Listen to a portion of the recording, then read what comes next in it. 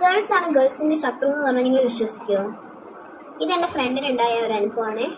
എൻ്റെ ഫ്രണ്ടിൻ്റെ ഫ്രണ്ട്സ് 2 പേര്, 3 പേരാ മൊത്തം, 2 ക്രിസ്ത്യൻ ഗേൾസ്, 1 ഹിന്ദു ഗേൾ.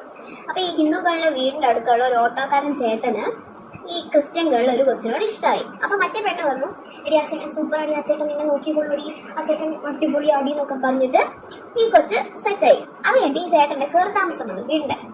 അപ്പം ഈ കൊച്ചും ഈ ഹിന്ദു കൊച്ചുകൂടെ പോകാൻ പറഞ്ഞു. ഈ കൊച്ചിൻ്റെ വീട് അടുത്താണല്ലോ. അപ്പം ഇവളുടെ വീട്ടിൽ ചെന്ന് ഇവളെ വിളിച്ചപ്പം ഇവള് പറഞ്ഞു, എടി എനിക്ക് വരാൻ പറ്റില്ല എന്നല്ല, ഞാൻ കുറച്ച് കഴിഞ്ഞിട്ട് വരാം.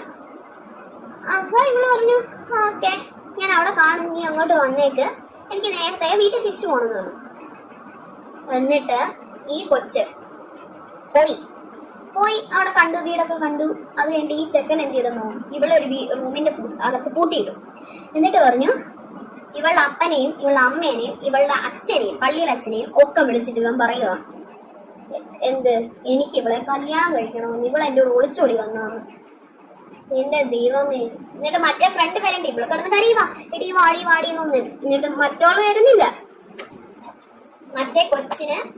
എന്നിട്ട് ഇവളെ വീട്ടിൽ നിന്ന് ആൾക്കാർ വന്ന് വീട്ടിൽ വിളിച്ചോണ്ട് പോയിട്ട് ഇവൻ നാട്ടി മുഴുവൻ പറഞ്ഞോണത് എന്താ, ഇവര് അമ്മി ശാരീരികമായി എല്ലാം കഴിഞ്ഞു, ഇവള് അവൻ്റെ കൂടെ ഒളിച്ചോടി വന്നതാ, വീട്ടുകാർ വന്ന് പിടിച്ചോണ്ട് പോയതാ എന്നൊക്കെ പറഞ്ഞ് ആ കൊച്ചിനെ നാറ്റിച്ചു. ആ കൊച്ചിന്റെ ജീവിതം തൊളിച്ചു. ആ കൊച്ച് സ്വന്തം വീടും സ്വന്തം നാടും ഒക്കെ ഉപേക്ഷിച്ച് ഏതോ ഒരു ആന്റിയുടെ വീട്ടിൽ പോയി. അവളെ എൻ്റെ ഫ്രണ്ട് പറഞ്ഞു, ഈയിടെ ആ കൊച്ച് മെസ്സേജ് അയച്ചു, ആ കൊച്ച് ഭയങ്കര ഡ്രോമയില്ല. ഇങ്ങനെ ഡ്രോമ വരാതിരിക്കും? ഫ്രണ്ടോ ചതിച്ച്, പ്രേമിച്ചവനും ചതിച്ച്, ഇവർക്കൊക്കെ എന്ത് മനസ്സുഖ കിട്ടുന്നല്ലേ?